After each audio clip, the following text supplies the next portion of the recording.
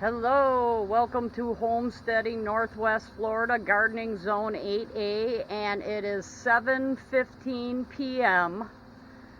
on June 14th, 2022. And we have been growing more vegetables here. Here's one of our harvests of green beans. They're black-eyed peas, and you can eat them any way you want, and I just harvest them as green beans and cook them up. But it is 88 degrees, this thermometer says. I think my other thermometer says something like 90 at this time of night. The high for today was like a 96, 97 in this area of Northwest Florida. We have some dahlias going on over there. This rose bush keeps on blooming. That's what I guess roses will do. No shortage of flowers. This is a roselle. We got a couple little moringa trees over there. Couple more moringa trees here. Swiss chard. I'm getting more into the vegetables now because times are getting weird. This used to be a stump here, and I ripped out the stump and put a vegetable garden here. I've got about 5 moringa trees growing in this area too. We'll see how each individual one does, and I'll probably just keep the good ones. And I think I have some lettuce, some Malabar spinach, basil I'm trying to grow. I had basil all over the place when I first got here. I think my seeds got old. This is a little bit of basil. Cherry tree. Another life of the party tree rose is still blooming, even in all the heat. A lot of heat. And the bluebird rose of Sharon flower is blooming. And we still have a lot of hydrangeas that I need to water every day. And here's let's see here, here's our other bluebird rose of Sharon. I have saved seeds from this in the past. I have 3 of these plants. I have 1 in this planter, but I should really empty this whole planter and plant it somewhere in the ground. Stuff in the ground here, because it gets so dry and wet, where a planter sometimes can't drain it all out. Stuff in the ground does better here. And here's my Walmart restored garden bed. And I got some other pieces of wood. This is cedar. We're going to compare cedar, the original. And with the original, I put some wood glue on the back there. And then this is treated 4x1 pieces, and I got new T-nuts and stainless steel screws that go into the T-nuts. We'll see how that does, but I got this bed started kind of late because I had to restore it. This side is also cedar, and then an original one, but I have more pieces. And we have this is like 3 moringa trees. They seem to be doing pretty well. And I have red lettuce, Malabar spinach, eggplant, and peppers, and cilantro seeds I'm growing in here. I'm trying to grow green peppers. I took them out of the green pepper. We'll see how they do. And this is a dragon stir fry mix. And we're growing cantaloupe, honeydew, and watermelon. Going all vegetables now.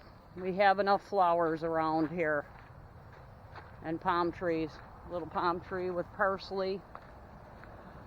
That parsley is like evergreen in this zone 8 climate. And I did some grass cutting today back here, where I moved all the hoses and cut some stuff out. We have the 2 life of the party tree roses and Seminole pumpkin, where I am burying the stalks to keep the plant going, and new plants, and making sure, but I tried something new. I'm trying grass, Baha'i grass. It's called Pensacola Baha'i grass here. And it's probably like a centipede grass or like a Bermuda grass, but I'm using that as mulch to keep down some of these weeds. Because I have a lot of the weed called chamber bitter. And I weed out certain areas and they come back. But I am harvesting my beans here. Now these are black-eyed peas. I don't want to get bit by that fire ant. And they do attract fire ants. Actually, probably the aphids do. But they have a little white flower that turns to a little yellow flower, and then they put out the beans. And then inside there is all the small black-eyed peas. And you can either let them dry or, you know, eat them as green beans. Here's my moringa, few moringa trees over here. And my tomatoes, I haven't really taken care of them because I know they are kind of difficult around here. So I just kind of let them be. Got some red potatoes in the ground here. Here's another moringa tree, rocket lettuce, more black-eyed peas. I just put black-eyed peas as a barrier. Oh, here is an onion, Egyptian walking onion. And I have my tiny corn. It's called like a dwarf corn. Forget what that is. Rocket lettuce. Pretty spicy lettuce there, that rocket. I didn't know it would be spicy. Here's another Egyptian walking onion. We'll see if they take in this heat. I've been trying to keep them watered. I have yams. And I think I'm going to go, yeah, here's some more of the flowers and the beans of the black-eyed peas. There's also a type of wasp that comes and pollinates the black-eyed peas. Got some dahlias in here still. Zinnias, dahlias.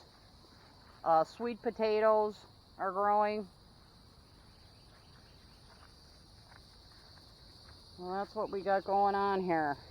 Zinnias. Here is my Malabar spinach over here.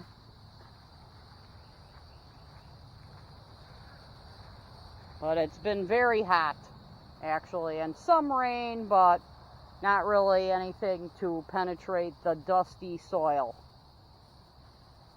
So I do the soaker hoses in the morning. Here is my citrus tree. I planted from seed, some kind of lemon seeds or grapefruit seeds, and it's thorny. Citrus trees are thorny, and this I have to cover with my my greenhouse in the winter. It will not make it over the winter in Zone 8A. All right, thanks for watching.